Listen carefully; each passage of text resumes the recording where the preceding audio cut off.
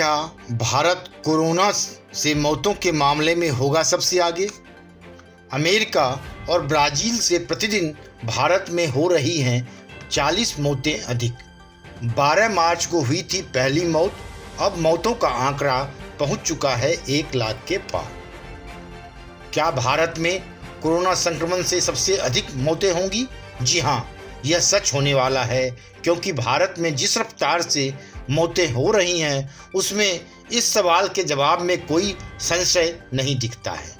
अगर भारत में कोरोना से होने वाली पिछली 30,000 मौतों का ट्रेंड देखें तो भारत में हर दिन हो रही मौतें ब्राज़ील और अमेरिका से 40 ज़्यादा हैं। मौतों की यह रफ्तार बनी रही तो भारत ब्राज़ील को 127 और अमेरिका को 346 दिन में पीछे छोड़ देगा। बता दें कि भारत में कोरोना का पहला मामला 30 जनवरी को आया था और पहली मौत 12 मार्च को हुई थी।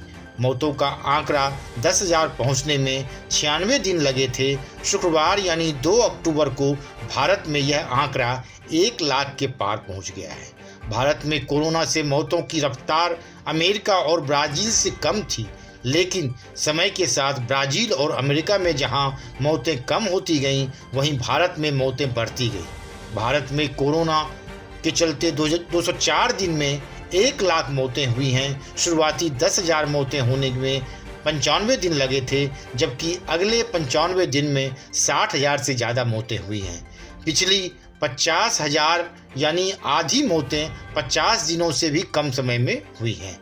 पिछली 30,000 मौतों का औसत निकाला जाए तो 1,111 मौतें हर दिन हो रही हैं। अमेरिका में 22 मई को ही कोरोना से होने वाली मौतों का आंकड़ा 1 लाख पार कर चुका था। 29 सितंबर तक अमेरिका में कोरोना से 2,10,000 मौतें हो चुकी थी, लेकिन अमेरिका में पिछली 50,000 मौतें होने में 56 दिन लगे हैं, यानी भारत से 8 दिन कम।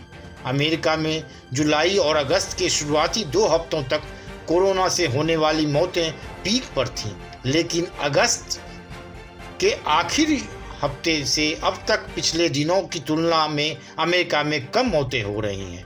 अमेरिका में आखिरी 30,000 मौतों का औसत देखा जाए तो एक दिन में औसतन 789 मौतें हो रही हैं। ब्राज़ील में 8 अगस्त को ही कोरोना से होने वाली मौतों का आंकड़ा 1 लाख पार कर चुका था। ब्राज़ील में 29 सितंबर तक कोरोना से 1,40,000 मौतें हो चुकी थीं। ब्राज़ील में कोरोना से होने वाली मौतें पिछले दिनों की तुलना में कम हो रही हैं। ब्राज़ील में पिछली 50,000 मौतें 58 दिन में हुई हैं, यानी भारत और अमेरिका की तुलना में ब्राज़ील में पिछली 50,000 मौतें धीरे हुई हैं। ब्राज़ील में पिछली 30,000 मौतों का औसत देखा जाए तो हर दिन औसतन 789 मौतें हो रही हैं। भारत में हर दिन होने वाली मौतों का आंकड़ा अमेरिका और ब्राज़ील की तुलना में 40 ज़्यादा है। पिछले 30,000 मौतों के ट्रेंड के आधार पर देखा जाए तो भारत में कोरोना से 1,111, ब्राज़ील और अमेरिका में 789 मौतें हर दिन हो रही हैं। इस रफ्तार से अगर मौतें होती रहीं तो भारत अमेरिका को 346 दिनों में और ब्राज़ील को 127 दिन में पीछे छोड़ देगा। इस औसत से 346 दिनों में भारत में कोरोना से होने वाली कुल मौतों का आंकड़ा 4,84,000 और अमेरिका में 4,82,000 होगा। अगर ब्राज़ील के औसत से तुलना करें तो 127 दिनों बाद भारत में कोरोना के 2,41,000 और ब्राज़ील में 2,40,000 मौतें हो जाएंगी। देश अनलॉक होने के साथ लोगों में लापरवाही भी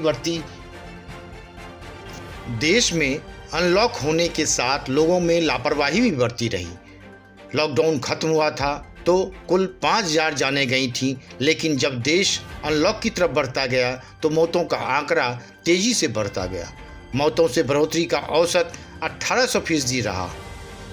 इससे अंदाज़ा लगाया जा सकता है कि अगर लापरवाही न होती और कोरोना से बचाव के लिए बनाए गए नियमों का ठीक से पालन किया जाता तो मौतों का आंकड़ा इतनी तेजी से बढ़ता ही नहीं। इन बढ़ते आंकड़ों से न केवल डरने की जरूरत है बल्कि सतर्कता बरतने की जरूरत है। ब्यूरो रिपोर्ट, वनडे मैटरम्स।